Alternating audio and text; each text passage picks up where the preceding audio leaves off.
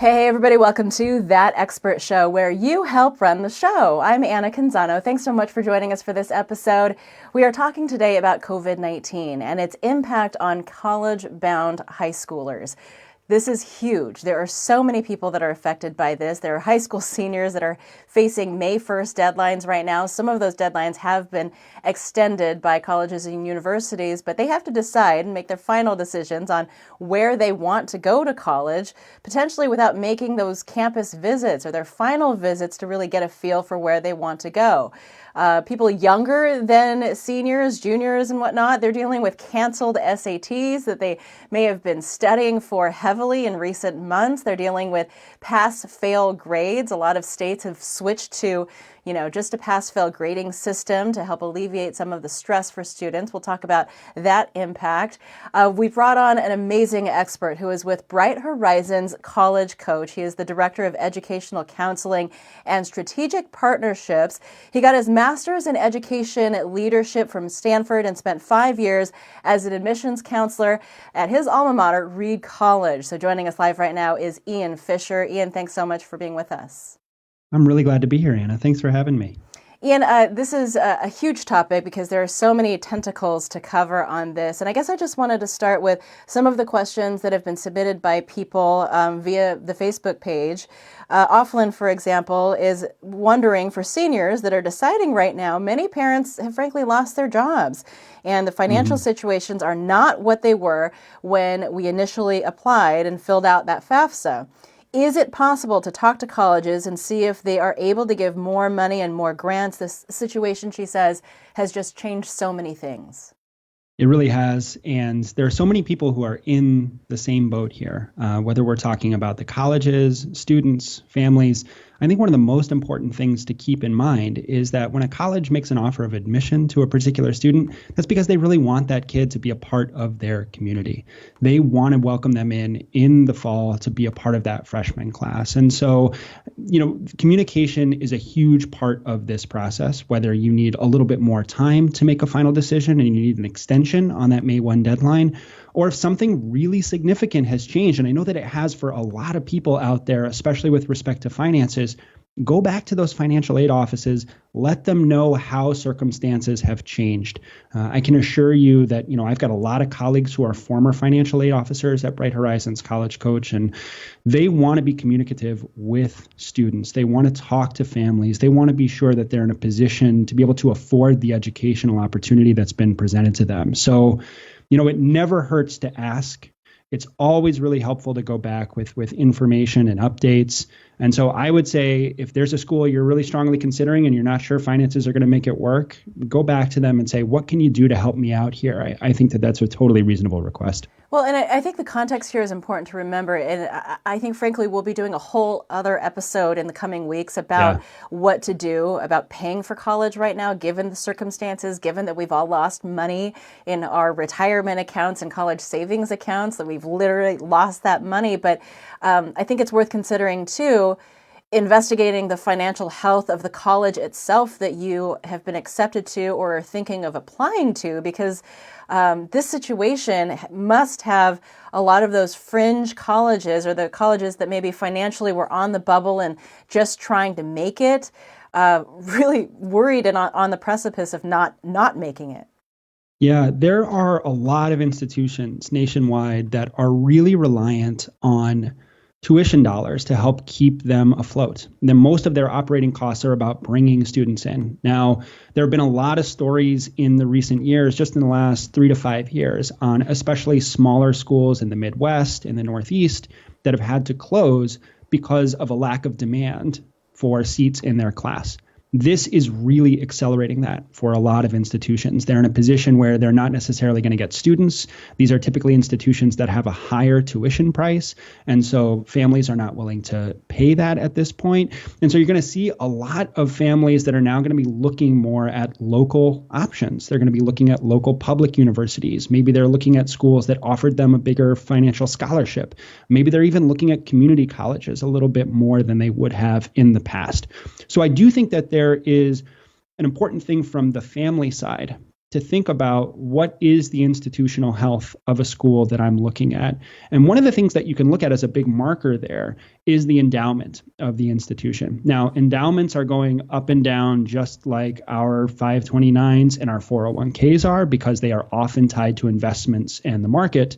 But if you've got a college that has a pretty healthy and diversified endowment, that can give you some confidence that that school is going to be able to be resilient over the next couple of years and ultimately bounce back. So this is just sort of an accelerated version of something that we saw back in 2008, 2009. And, I would look very carefully at those endowments to sort of see what the institutional health looks like long term. That's a good measure of their treasure chest, basically their Exactly. baseline health. And I want to say there was a Forbes article that I mentioned or I talked about maybe with one of your colleagues before that actually breaks down institutions and their financial health. We'll try to find a link to that and include that in the show notes for this show. Another question that has come up is about those seniors. Let's talk about the timeline for them, because I think the impact is most pressing for them right now if they haven't already committed to the colleges of their choice. What would be your advice for seniors, high school seniors, and their parents? Yeah, I think first of all, this is a situation we've never really been in before. Usually there are students who are out visiting campuses. They are at the admitted student weekends. They're meeting future classmates. They're talking to faculty members. They're eating in the dining hall. They're staying overnight in a dorm. None of those things are happening now because of these campus closures. And so what students should be trying to do is to fill in as many of the gaps that they possibly can on that front. And what I've been telling students over the last couple of weeks is that a lot of the students who have worked in the admissions offices over the course of the academic year are home just like you are. They are taking classes online, but they are looking for things to do. And the reason that they work in an admission office is because they love talking to students about their experiences at their schools. So you can contact admissions offices at schools where you've been admitted, ask questions of the admission officers who work there, but also be really proactive in asking to connect with current students. And you can ask to meet students who are majoring in a subject that you're interested in. Maybe they're a part of an extracurricular activity or organization that you want to be a part of. And then you can send them a whole list of questions about the things that you want to know. And I think that especially if you're considering between 3 or 5 schools, you can send the same questions to multiple schools and see what kinds of responses you're getting. So we want to sort of create a virtual visit of some kind so that you have an opportunity to assess as much as you can about a school, given the fact that you're not going to get a chance to set foot on that campus. Yeah, that's so hard because a lot of that feel literally does come from being on campus, especially when school is in session. It really does. And there are great college guidebooks out there that you can read through. The Fisk Guide to Colleges is one of my favorites. It's got good full page descriptions of life on campus. And then you might go and do a virtual tour just so you can see a little bit about the campus layout and the architecture, get a feel for the environment in some sense. Nothing here is going to be perfect, but you're also up against a deadline. You're going to have to make a choice. This is not going to be extended long enough for you to be able to visit campuses. So do the best you can with the resources that are available to you. And I think that you'll find yourself making a good decision for yourself. Have most seniors made their decision by now? In my experience, most seniors are, if not having decided already, they're usually looking at somewhere between 2 and 4 schools. And I do think it's important, Anna, to sort of manage the number. I mean, if you're looking at, you got into 8 schools, let's say, that's great, but you don't have the time to carefully research 8 schools. So you want to start to narrow things down. That can start with finances and really thinking about what's going to be an affordable option in this new landscape. And then think about what your priorities are so that you can get down to 2 or maybe 3 that you're looking at. Most seniors, I think, went into this with a top choice. The reality is that top choice might no longer be feasible in the way that it was 4 months ago, especially from a financial perspective. So I think keeping parents involved, making sure that students and parents are having open and honest conversations about the cost of attendance, That's a tough thing to do with a teenager to, talk about the way that finances have been affected over especially these last few weeks. But I think that sort of openness can really lead to a best outcome for all involved. Yeah, you really feel for people that are just in the midst of that right now.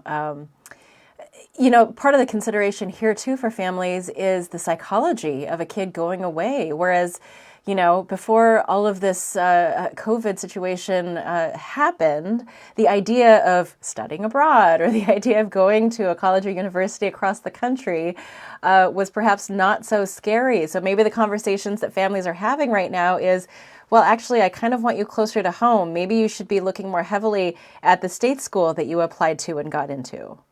That's right. And I have a colleague who was working with a student here in Portland, and the student was looking at schools all over the country. There were great schools in Wisconsin and DC, and she got so many really wonderful offers and was considering those different offers. And just in the last week or so, she sort of said, you know what? I got into the University of Oregon. That's a great school. It's in my backyard. And I want to be closer to home. I've got 3 younger siblings. I want to be close to mom and dad just in case. And so, that's one example of a student that has really changed what she's looking for. And I think you're seeing a lot of students that are making that choice. It's not just parents that are saying, hey, I want you closer, but also students who are saying, I don't think I want to go away to college in the same way that I did even 3 or 4 months ago.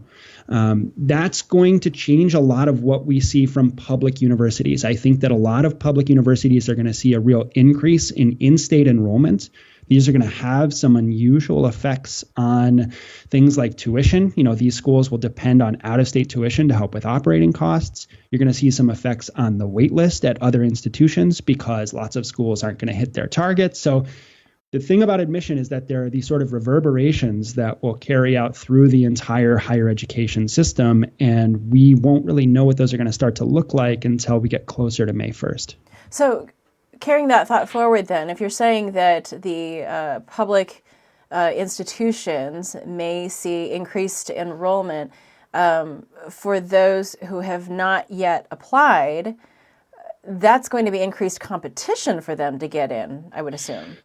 Potentially. And I think it's really going to depend on the state. It's going to depend on the applicant pool in those particular spaces. It's going to depend a little bit on the historic sort of number of out-of-state applicants. So, if we look at the University of California system, for example, UC Santa Barbara, UC San Diego, they have always had somewhere in the neighborhood of 95%, around mid 90% of California students. California Berkeley has always had something in the low to mid 80s in terms of percentage of students that are from California, so around 83 to 85%. And so we might see that number for Berkeley increase this year as a lot of really talented California students decide, I'm not going to go out of state for school. I'm actually going to stay here and apply to my public flagship university. And so one of the questions that remains to be seen, and this isn't something that we'll know until the next cycle arrives, is does a school like UC Berkeley accept a higher percentage of California students with the expectation that their enrollment will be made up of more Californians, or are they trying to preserve the same percentage of California students and the same percentage of out-of-state students because of the way that those out-of-state students and their tuition helps them to hit their operating costs? Now, if you can imagine that, California students are competing for the same number of spaces in the coming year, that's going to be steeper competition for in-state students if there's not an expansion on that percentage. And the competition for out-of-state students is going to be less steep than it has been historically because fewer students are willing to leave their home states to go to a public university elsewhere. So you could see some real changes in terms of how hard it is to get into a public university as an in-state student versus an out-of-state student. That all depends, I think, on how long this self-isolation extends. I think it depends on things like whether schools go to online classes in the fall or if they're going back to traditional models of learning. So there are aspects of this that are connected to sort of the global pandemic that we can't predict, but there will definitely be some effects on the college admission process. That brings up this question from Terry on Facebook, who wants to know if colleges end up online only for the year 2021, it might make sense for some kids to attend a nearby school for their freshman year. how hard might it be for students to transfer to their school of choice the following year or the year after that, assuming that they've already been accepted to their school of choice as a freshman? Yeah, I think, first of all, just from a practical approach to applying, if you decide not to enroll at a school where you've been accepted and then reapply the following year now as a transfer student, the fact that you got in previously doesn't carry much weight in terms of whether you're going to get in the next time. So a college can say, yeah, we certainly admitted that student last year, but now we're looking at an entirely new set of circumstances. We're looking at a different pool of students. And this is someone who's applying as a transfer, whereas previously they were applying as a freshman. And those are two different problems to solve from the standpoint of an enrollment manager. Now, applying as a transfer, I think, can be something that makes sense in certain circumstances, but college admission is very much a supply and demand issue at its core. And I think if you have a problem where lots and lots of students are demanding incoming spots as transfer students in a new class, the supply isn't necessarily going to change in a way that keeps pace with that demand. And so you might find that it's very, very hard to transfer into a school, given that so many students are taking this alternative route. So I would keep an eye on online learning in the fall. I think that the big question to sort of keep an eye on is, what's the cost going to be?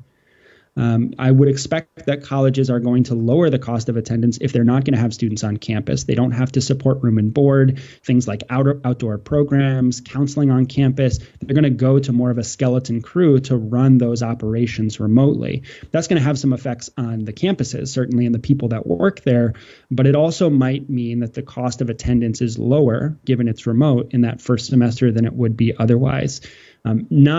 No schools are really being the first to take this step, to make that announcement. We're sort of waiting for that other shoe to drop. I think hopefully things get back to normal in the fall, but it's very, very possible that you're going to see a massive move of schools to move online. And Anna, when these things start to happen, I think if one big institution says that they're going to do it, you're going to see a cascading effect where lots of other schools follow. So nobody wants to be first, but once that does start to happen, a lot of other schools are going to say, this is really the right choice for us as an institution. Well, I can imagine the conversations that parents are having with their kids. Like if your education in the fall is going to be primarily online, so much of what you're buying when you pay for your kid to go to college is that university campus experience. And if you're not getting that, the conversation is like, well, why are we going to pay that much for you to maybe go to this private liberal arts college when you're just going to be taking classes online through that college versus through the local community college that's near our house? And that's a really tough dilemma to look at. And I think that's, Reed, where I worked and attended, I think that's one of the problems that they're going to have to figure out how to solve. Now, the schools are solving that problem right now for their current students because they did have to send them home without warning, and they are still teaching classes remotely. I think colleges are much more nimble at doing this online learning than we've seen from, public elementary schools and high schools. So they can handle this a little bit better. A big question for families is it worth it to sort of do a semester or two of online learning so that you have 3 years at the back end where you actually do get that in-person college campus experience? Is it sort of worth it to hold your place in that class, given that that's a quarter of the cost? Now, another thing that we might see from a lot of students coming up this year is they might request a deferral on their entrance. And what that means is that if you're accepted to a particular college, you can write a letter to the dean of admission and you can say, would you be comfortable with me deferring my enrollment for a year? That means that instead of coming in the fall of 2020, I'm going to come in the fall of 2021. Now, historically, that has been something that admissions deans have approved because they like the student. They want to bring them in the following year's class, and it helps them because they can bank on having a certain number of students in the next fall's class that they don't have to admit from the next group of applicants. The issue with this year, as you can imagine, is that if you have a lot of students that want to request those deferrals all at the same time, you're going to see emptiness in this coming year's class because students are postponing for next year, and an abundance of students who are in next fall's fall 2021 class. And so I think that you're going to see admissions deans that are more reluctant than they have been previously to approve those requests for a deferral. They're probably going to cap it at some number so that they can count on having seats in the class this coming fall. But this, I mean, it's not going to be a very fun year to be a college admission dean. I think that's for sure. Yeah, because I would imagine, that argument of deferring can look pretty attractive right now for some people to say, hey, please, can I defer for a year? If anything, maybe I will work for a year and try to, make some money before I actually begin with you. So you're right. This is uncharted territory Totally. in a lot of ways. Maureen is asking on Facebook, thanks for tuning in, Maureen. What can juniors do now with so much unknown? For example, what will the fall look like? Tests, college visits, etc. Specifically for Maureen, I wanted to talk about the canceled SATs. There was a March SAT that was canceled, a May SAT has that already been canceled? May is canceled. Okay, May is canceled. Yeah. We don't know yet about June, and there may be another opportunity in July. We don't know yet about June. I would be very surprised if June happens. I think that ACT and SAT, so those are the two major tests here. The ACT is run by the ACT organization and the SAT by the College Board. And they are holding on to those June test dates, but I think it's very likely that those get pushed back. Now, the SAT has a July test date. ACT has an August test date. Those are still on as far as we know, but I would be really surprised if those were still in place. If they are, that's great. Students can show up and take those over the summer, but it's more likely that we're going to be looking at either fall exams, which for the ACT, I believe is September, for the SAT is October, or, and this is something that I think is kind of interesting to keep an eye on, we'll see these two exams try and figure out a way to do a remote testing system. Now that sort of is, crazy to think about when it comes to SAT and ACT, because we're used to getting students into a big room and these very official proctored examinations. But the College Board just moved AP exams to virtual this spring. So students in junior year are able to take AP exams at home. And the ACT has long been working at a computer adaptive version of its test. And so I wonder if these organizations are going to move to an online testing platform. So my recommendation for current juniors, I'm sorry, Anna, it looks like you're going to say something, but my recommendation for current juniors is register for the fall tests when the registration is available. They haven't been turned on yet, but when those are available, definitely register to keep a space there and keep an eye on whether there's going to be any kind of at-home testing option coming up this late summer or early fall. That I was only just reacting to you because my mind was blown at the idea of virtual ACT and SAT testing, because we've only ever done it one way for so long. Yeah. Let's talk about pass-fail grades too, and how this is all factoring in. I want to say that there was a question that came in via Facebook from a woman who wanted to stay anonymous, but she was talking about how her son was tracking toward a 4.5 as a junior, I believe, and as many states have gone to this pass-fail grading system, she's concerned that his achievements will kind of be swept under the rug. What would be your advice for, the students who are the cream of the crop, who may be looking for opportunities in this junior and senior year, not just with grades, but in other accolades and achievements to stand out? Yeah, there's a lot to unpack there. I think from the standpoint of grades, what I would say is that students that are tracking towards very strong academic performance are actually going to be just fine as a result of pass-fail options. So if you imagine a scenario where we've got a student who's essentially had all A's for 9th and 10th and the first half of 11th grade is now moving to pass-fail, that's not going to hurt them. That's something that is a choice that's made by their high school. That's going to be universal across that high school. And so they get to fall back on the grades that they had in those first 2.5 years of high school, and they'll be just fine. I think the students that are at the greatest disadvantage by something like this is a student who's been on what we call an upward trend over time. So they've been working in 9th and 10th grade. They might have struggled a little bit, but now that they're in 11th grade, they're starting to perform better. They're getting better grades in their classes. And they were expecting here in 11th grade that they were going to show in the spring that they're getting the best grades yet. Those students aren't going to have an opportunity to do that anymore if they're in a pass-fail system. And so that's a missed opportunity from their point of view. What I would look ahead to is that first semester of senior year as an opportunity to show colleges that you're on the right track in terms of your academic performance. And you might also see that some students are starting to do a single summer course online to show that they can get a good grade in a college level class. I think that that's an option for many students. But those students who have historically been high flyers academically are not going to be hurt by the pass-fail system. It's just something that colleges are going to have to adapt to in their review process. I want to go back to something that you said about the standardized testing as well. Sure. When it comes to the idea of like virtual standardized testing, you've read a lot more about how that would work. All I can think of is the whole Varsity Blues scandal. Todd's chiming in about that online as well. I mean, won't that be a system that is just rampant for cheating?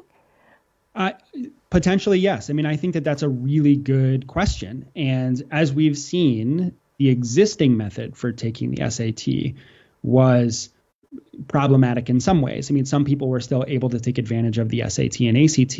And there are organizations out there that have a big stake in trying to validate the testing results of students who are taking exams online. And I remember when I took the GRE, I went into a testing center and I took it there in that testing center on a computer. And so there was somebody who was watching me through a glass that was ostensibly the proctor of that exam, but it was something where I was taking it remotely on a schedule that worked for me. There are some ways for organizations to verify that the person taking the test is the person who is supposed to be taking the test. And I think that College Board and ACT can have a little bit of a head start here on those who would try and find a way to cheat the system. If it's a Band-Aid that they can use here in the fall and then get back to business as normal in the spring, I think that works really well for them. If it becomes sort of a long-standing process, you're always going to find people that are going to try and take advantage of the system. But, you know, you got to keep in mind for College Board and ACT, because so many schools now are going test optional, they're saying that they're not going to require standardized testing for applicants this fall. They want to stay relevant, those test organizations. And the way to stay relevant is to make sure that students are still taking the test. So I think from their point of view, they're going to be happier if more students are taking the test and the tests are still a big part of the process. And they're probably willing to break a few eggs in terms of the validity of the exams in order to do that. What's really interesting to consider, and you know, the answer that I don't have, is that testing organizations and colleges don't always talk to each other about what the plan is going to be. So testing organizations make decisions, and then colleges react to those decisions. And how that's going to work this coming fall is a really interesting question in our field. What would be your advice for juniors in particular, and maybe some underclassmen who, they were on track to win the national debate competition. They were on track to win the national geography bee, something along those lines. Like the students that are, the cream of the crop who no longer have these activities potentially that would even happen, or students who are just looking to figure out other ways to stand out when all of the extracurricular activities for now are put on hold? My best advice here is try not to create some virtual version of a thing that you were hoping to do. Something like a debate competition is just not going to happen this year. Being in the swim competition and trying to win the state meet, that's not going to happen this year. That's just something that can't happen in the present climate. And so I think what the most successful students are likely to do is to come up with a way of being engaged and involved and demonstrating their skills and interests given the new normal. So in addition to the fact that those competitions can't happen, colleges can't expect that those things are going to happen, and they're not going to expect them to happen. So the question becomes, what do students do given the fact that they are largely at home with their parents all day and all night? What is the new approach that they're going to have to staying involved? You can think about sort of, easier, more manageable things like starting a book club with your friends. Maybe you've got a reading list or an independent study you're taking advantage of. Maybe you've always wanted to learn how to code and you're doing an online class in coding, or something that's very high level in computer science. Maybe you're building a website. Maybe you're writing a computer program. We saw a great example of a story out of the Twin Cities of a young woman who is a cross-country runner and is bummed that the track season has been canceled here in the spring. And so she actually came up with an idea for a virtual 5K where people could make donations and enter into this race. They were all going to run the 5K on the same day at some point during the day, and sort of remotely, check in and say, hey, I ran this race. And then all of the proceeds from that race, from that fundraising effort, were going to COVID-19 relief funds. So that's a great example of a student who's sort of saying, I love to run and I'm not able to compete.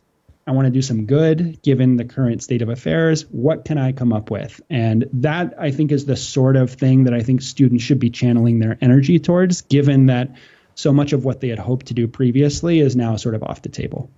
That's going to definitely highlight the students that are able to adapt to new situations and take on a challenge and overcome this with some success. Let's talk about underclassmen. For freshmen and sophomores, this is not quite as pressing. But I know that, those college conversations are already happening for underclassmen and their families. What strategies would you advocate for those kids?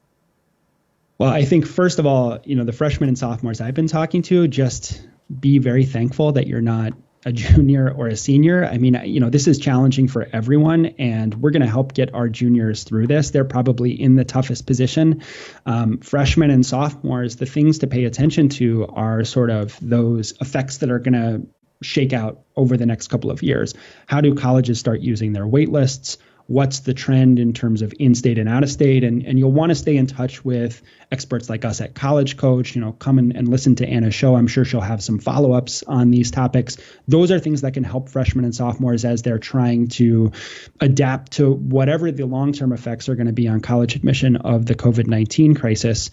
I think for now, the things that I would really encourage them to focus on are core elements of their learning. If you're a sophomore, you're probably in your first AP or maybe some pre-AP classes, and junior year is going to be really rigorous. Now, if you're going to go back to school here in the fall and all of a sudden take some really challenging courses, how do you make sure that you're ready for that? How do you make sure that your learning is structured and supportive for you in your academic growth over the course of this spring, so that fall you can really hit the ground running when you get back to school? Same thing is true for freshmen. Yeah, go ahead, Anna. And what about, that brings to mind, because a lot of people spend a significant amount of energy, time, and some money doing test prep. There are kids who literally, it's like a whole nother course for them is to prep for the SAT and the ACT. What would be your advice on that front? I would say it's time to sort of put some of that very focused and specific test prep on hold.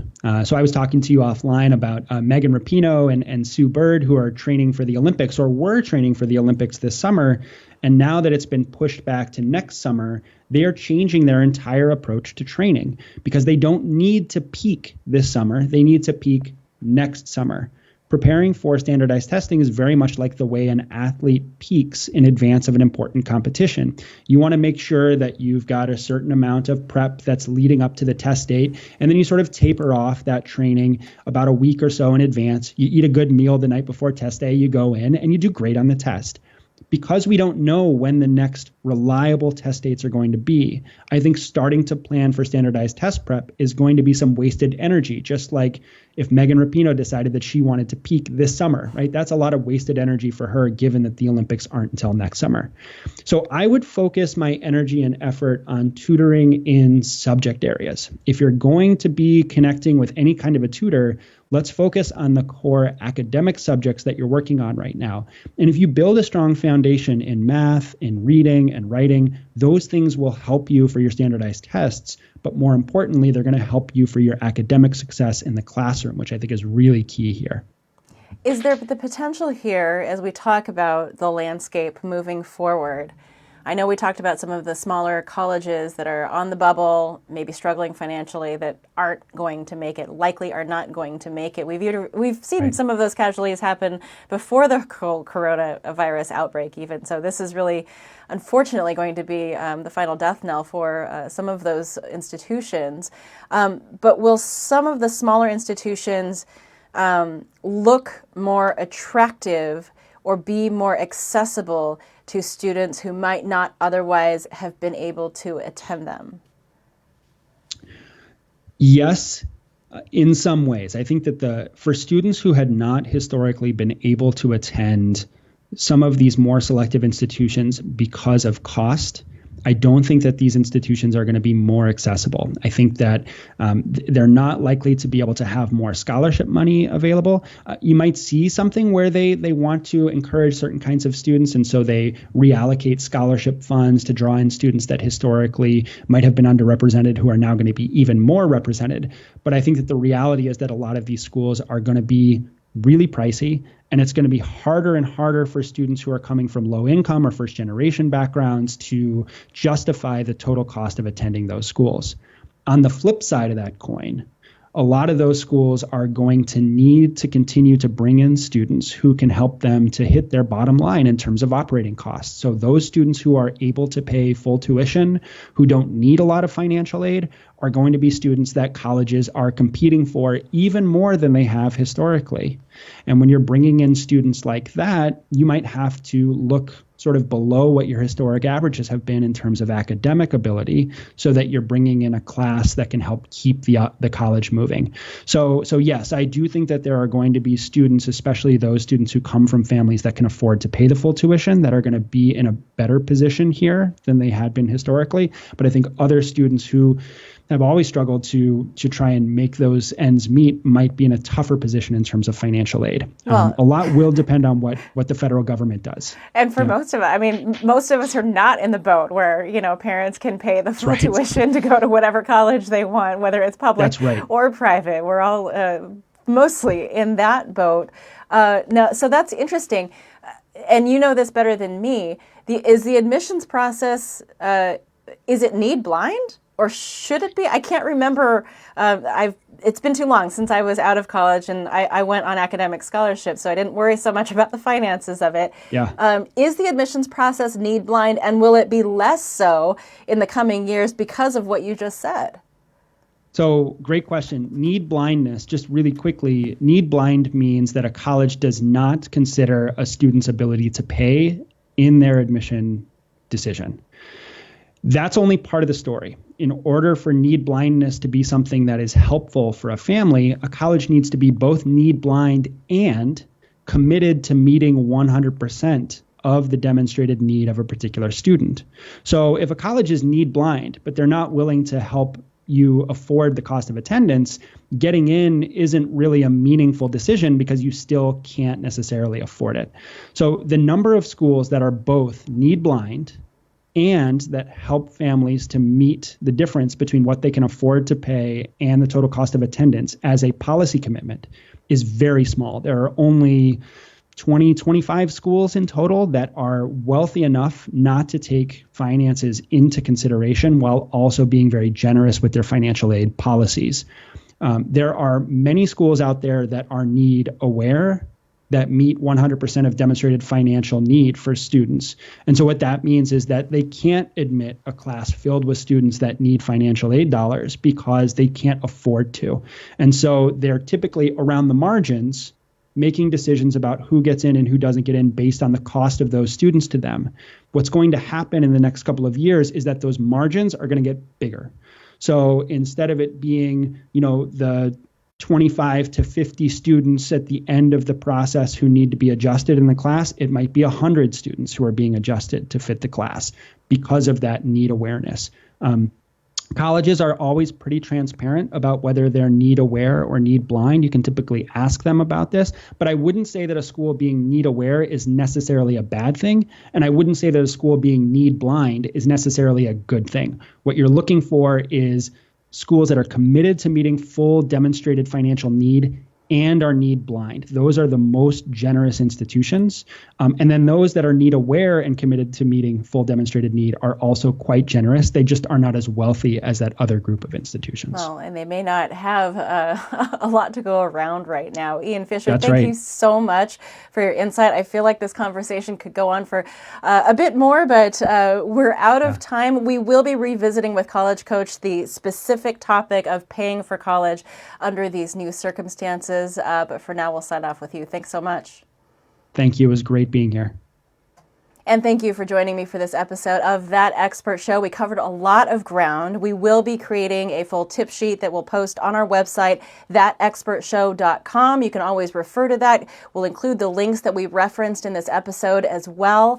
We post our episodes on YouTube. We also kick our content back out to you as a podcast, if that's easier for you. So we're on Apple iTunes, Google Play, Stitcher, Spotify, TuneIn, all those good places. You can even, call us up as That Expert Show on your Alexa or Google-enabled device. Connect with me on Facebook, Twitter, and Instagram. I love your ideas. I love your comments and suggestions. Tell me who you want to hear from and what topics you want me to cover. That's the whole genesis of this show. It's what makes it really work. It's called That Expert Show, and it's where you help run the show.